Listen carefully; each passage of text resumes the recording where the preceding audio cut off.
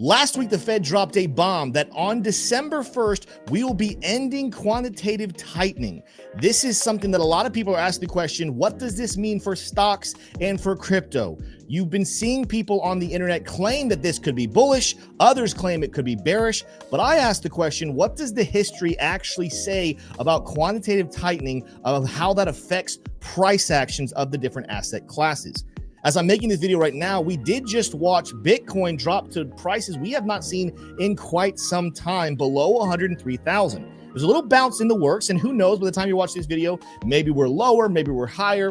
But the point of this video is not about today or tomorrow or the micro. It's about looking over the next couple of months following quantitative tightening and what this could mean for your portfolio.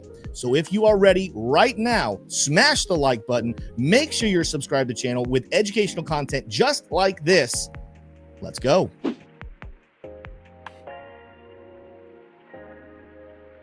Now, in this video, I'm going to talk about both quantitative tightening, because that's what we're talking about in the news right now, but I'm also going to mention quantitative easing. I want to be clear, though, there is no announcement from the Fed, at least at this point, that we will be seeing quantitative easing anytime soon. However, I do have some suspicions this could happen sooner than later, so make sure to stick around as I give you my prediction of what this could look like over the next couple of months. But I want to be very clear, this is for educational purposes. I want to make sure you're clear on A, what is quantitative tightening and quantitative easing, and then B, what do the history books say about that happening? Now, the first thing you need to know is that quantitative tightening, if you haven't ever heard this term or you're not really familiar with what it means, it's ultimately a period of time where the Fed, for lack of a better term, stops injecting money into the economy. There's a complicated process with it, but for the sake of this video, what you need to understand is during times of quantitative tightening, the Fed is taking liquidity out of the markets. Something is happening too much. The inflation is a little too high. They're pulling liquidity away. Sometimes they do this when the inflation is going way, way too high. Quantitative easing, on the other hand, is when they actually are injecting liquidity purposely into the markets. Now, something to know, because we're going to enter a period of time where we're neither in quantitative tightening or quantitative easing.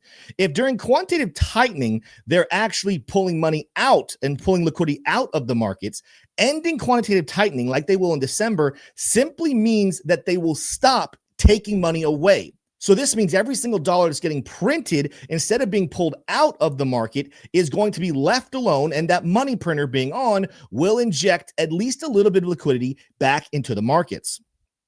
The same can be said when they stop quantitative easing. If in quantitative easing, they're injecting money in on top of money printing, when they stop it, it's slowing down the inflow of liquidity. But in a nutshell, we've been under quantitative tightening since June of 2022. Ending it in December will help liquidity just a little bit. And if you're wondering why it's so important that we help liquidity, that's been one of the biggest things keeping the crypto bull market from happening. I told you all the way back in January of this year, what it's going to take for altcoins and cryptos to go berserk is not just regulatory clarity, which could also be coming later this year, but it's also liquidity being pumped back into the markets. Yes, the M2 money supply is high. Yes, the dollar keeps getting printed into oblivion. But being under quantitative tightening and the Fed pulling out money from the markets has put us at a point where there's not a whole lot of liquidity left. We put a tweet out about this actually the other day, something very interesting. The banks had gotten to a place where it was so bad, their reserves had fallen to $2.8 trillion, which was the lowest it had been since 2020. In response to this, even though the Fed's not entering into quantitative easing, they did inject $29.4 billion into the banks back at the last day of October. Again, that's not full-blown quantitative easing just yet, but it is a sign that they realize banks are in trouble. The dollar is in trouble, and if they don't do anything soon, those banks could collapse. So now we're moving into a period of time where they're definitely not going to pull money out of the markets. They're actually going to slowly, secretly start putting money into it. That's also why I do believe, even though we're ending quantitative tightening now and not entering QE, I think QE will happen sooner than some of us would think. But now let's talk about the dates, the important dates of what's happening with quantitative easing and quantitative tightening and when they have actually happened. Now, I had to do some research on this myself. For some reason, I thought this is a process that has been done for a very, very long time, but that's actually not the case. The first time either quantitative easing or quantitative tightening was brought up was in 2008 in response to, obviously, the Great Recession. They entered into quantitative easing back in November of 2008 to try to help a bleeding economy of a recession. Now, quantitative easing would last until October of 2022 when they would temporarily end QE. But it turns out they might have done it a little too soon because just a month later in November of 2022, they once again moved back into QE. So what does this mean? Between 2008 and 2010, they were putting money into the markets. For 1 month, they stopped putting money in the markets. And then 1 month later, of course, they said, oh, we got to keep going. Let's print more money. Let's inject more money to the markets. They would do this all the way until June of 2011, where once again, they would end QE. Moving forward into September of 2012, they once again decided it's time to inject more money into the markets, and we turned the QE back on. This would last almost 2 years until the final QE cut in October of 2014. Technically, according to the history books, that was the last time we've actually been under quantitative easing. Technically speaking, a lot of people will tell you, though, March of 2020, in response to COVID crash, they started to inject more money into the markets, kind of similar to what they're doing right now. But technically, that never was an entered space of quantitative easing. But they did inject money into the markets all the way until March of 2022, and that is when the fake QE once again stopped. But what about quantitative tightening? They actually never went into quantitative tightening until October of 2017. Some of you will know the bull market was going full-fledged. The economy is doing well. Both crypto and stocks were going crazy, crazy high, but they decided it was a time that they needed to cool things off, and quantitative tightening happened for the first time ever, where the Fed actually began to remove liquidity from the markets. This would last all the way until July of 2021, where for the first time ever, they had just started QT in 2017.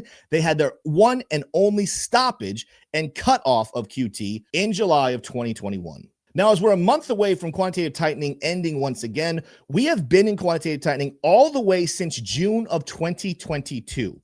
I knew I threw a lot of dates at you right there. Some of you won't necessarily understand what I'm saying, but I wanted to say all those dates because I want to take a look at the Bitcoin and S&P 500 charts to kind of get an indication, what does history say about how these things work? Let's start off with the S&P 500, and then we'll make our way into Bitcoin. I know this is a very heady video right now, but stay with me. It's very important. Make sure you're smashing a like right now and make sure you're subscribed to the channel because this is the content you need to know for your portfolio to grow over time. Now, here we have a very messy looking chart with a lot of vertical lines on the screen, but I'm going to tell you my method and my madness and make you understand what is going on here. When zooming in, the colors represent different things happening. All of the green vertical lines will talk about a time that we entered into QE. Remember, the first time we ever did this was back in the fall of 2008. The yellow lines represent time periods where we exited quantitative easing or QE. We wouldn't get quantitative tightening, of course, all the way until 2017. The red lines represent quantitative tightening starting, and the white line, of course, this has only ever happened once. The white line represents when quantitative tightening ends. It's going to be the exact same thing for Bitcoin, but I want to walk you through what we seem to see throughout this history on these different events happening. Let's actually start off with quantitative tightening. The first time we entered into quantitative tightening, of course, was back in October of 2017. Like I said, the bull market had been roaring, and this did not end the bull run, but it definitely got us closer towards the end, as only a couple of months later in January, we would officially top out. Yes, we would double top a little bit later, but we would end the crazy bull market that started back in 2016. Now, something to be of note, the quantitative tightening that started in 2017 was not due to high inflation, but rather a booming economy that was out of control that needed to be corrected. The second time we entered into quantitative tightening, all the way back here in June of 2022, was actually probably pretty late in response to crazy high inflation. Most of us know that the bull market top ended for crypto in November of 21, for the stock market in December of 21 or January of 2022. They had talked about having quantitative tightening for a couple of months, but they finally pulled the trigger in June of 2022. And for the next couple of weeks, we did have some downward action. Even though we'd have a rebound, we would continue to move to the downside. So even though we didn't get immediate results, in both situations, quantitative tightening have put a damper on the bull run for the stock market. The same can be said for Bitcoin, where, of course, Bitcoin was in a roaring bull market, and it was shot down quickly on quantitative tightening October of 2017. Likewise, Bitcoin was already crashing when it came to June of 2022, but this would continue the bleeding of cryptocurrency. You can even see here two of the biggest bloody weeks happened right after QT came in June of 2022. So in a nutshell, Quantitative tightening will slow down bull markets or speed up bear markets. It's not good for your portfolio over time. Now, we only have one example of quantitative easing, and when you take a look at the S&P 500, it's actually kind of similar to what we're seeing right now. The S&P 500 had a very, very good rally in 2020 and into 2021 and did not have the manipulated pullback that crypto had, where Elon Musk and Tesla talked about Bitcoin potentially being an environmental problem. In this case, very similarly to where we are right now, the S&P 500 had skyrocketed to new all-time highs, and quantitative easing just kept the ball going for a couple of more months. In a nutshell, the S&P 500 didn't really seem like it was affected too much crazily by either QT beginning or it ending. But you can see, in a very similar fashion, this would imply we could see more months of upward action for the S&P 500, just like we saw back here in 2021. Like I said, fast forward to right now, a lot of people think that the S&P 500 is way too high and needs a correction. But with quantitative tightening ending, this absolutely could be something that keeps us going at least for a couple months more to further upside action. Bitcoin, of course, is a little more intriguing here. Like I said, the summer of 2021 was a time of price manipulation. The S&P 500 was still climbing. Stocks were still climbing, yet Bitcoin and crypto had corrected. Why? Like I said, Elon Musk and his Tesla guys, they decided it was time to sell Bitcoin, to FUD Bitcoin, to tell people it was bad for the environment, only to have the relief bounce for Bitcoin finally happen when the Fed ended quantitative tightening there in July of 2021. So history would suggest ending quantitative tightening, like we're going to see in December, should absolutely be bullish for Bitcoin and crypto prices and should continue the bullish action of the S&P 500. Now, for some of you, that might be all you want to hear about right now because we don't know when quantitative easing will happen next. You should walk away from this video feeling pretty good about the next couple of months in the stocks and crypto world. However, I want to continue and talk a little bit about quantitative easing, and here is the reason why. We all know that there are certain people in the Fed right now, like Waller and a couple others, that absolutely want to follow the wishes of the current president, Donald Trump. Donald Trump absolutely would ask for quantitative easing, injecting the markets and causing the economy and the crypto markets to boom to the upside. The problem is that Jerome Powell and a couple of his buddies on the Fed board, they'll be able to outvote the naysayers and keep us in a level where we're not using quantitative easing just yet. However, they only have so much longer before they are done. You already see them slowly but surely injecting $29 billion into the economy, just not calling it QE.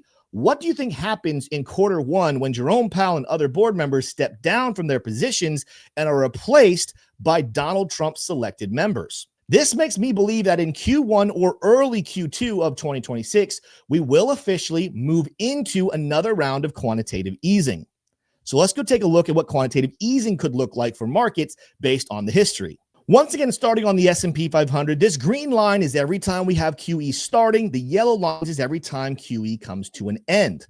And you can see, like I said, the first ever event of quantitative easing happened before Bitcoin even existed and was in response to the 2007/2008 market crash. While this wasn't the exact bottom, you can see that quantitative easing coming in was a temporary bottom for a couple of weeks and slowed down the bleeding of the crashing markets. Of course, then we would start to begin another bull market and lead us all the way into the first time in 2010 September. They decided, okay, that's enough. Let's take away quantitative easing. Didn't last very long because just 1 month later, they injected it back in and we continued the bull run.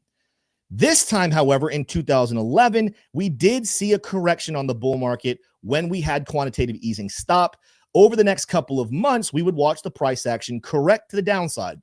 I wouldn't call this a full-out bear market or massive crash, but it was a pretty large correction that almost took out all of the gains of the last year of bull run. While the markets eventually would bounce back to the upside, QE came back in September of 2012. Very interesting, this actually marked a multi-month top as the next couple of months would pull back down to the downside before roaring into another major long-term bull run. Of course, this was a period of time where everything was seeming very bullish. You can see that after a major rally back in 2014, we did decide to end QE, which didn't mark the top exactly, but it definitely slowed down the curve of bullish action before we had a minor correction in 2015. Again, while technically we have not dealt with QE since back here in October of 2014, there was a massive injection of funds from the Fed that happened in response to COVID in March of 2020, and that did mark the exact bottom of the major pullback, and we've been rallying to higher highs and higher lows ever since.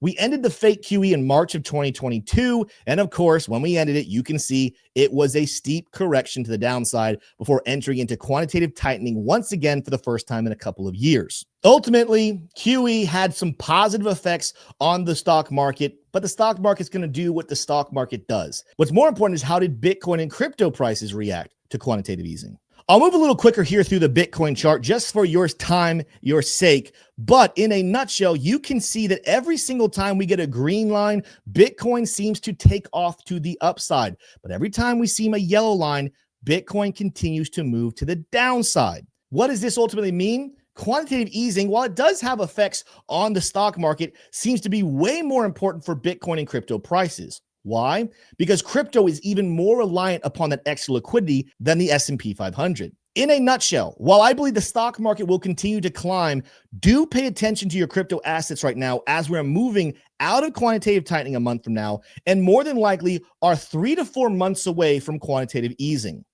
History suggests that stocks will flow and that crypto will rip to the upside. And it makes perfect sense. Like we've been saying all year, what's going to cause altcoins and Bitcoin to rally once again, to have massive God candles and upward swings? It's going to take regulatory clarity and added liquidity into the markets. The Fed's been in quantitative tightening, keeping that funding away. But now that's coming to an end. Now that the money printers are going to be turned on to the max and we're headed for quantitative easing, a major crypto bull market is on the way. When that happens, you have to continue to do the research for yourself. Think for yourself. Do you want to hodl? Do you want to buy? Only I can answer for me, and only you can answer for you. But history suggests those who hodl and buy right now should be rewarded over the next year. Guys, that's all I have for you in this video. If you did enjoy it, again, make sure you smash like and make sure you're subscribed.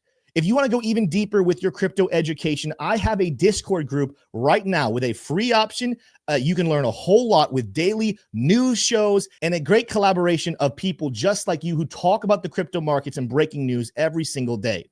If you want to go even deeper, though, and learn a whole lot more about trading and how to process the news with your investments, we have a paid group of VIP traders that you can right now not only learn how to trade technical analysis, you can see where myself and other pro traders are entering and exiting our trades on a daily basis. Live trading shows, educational content.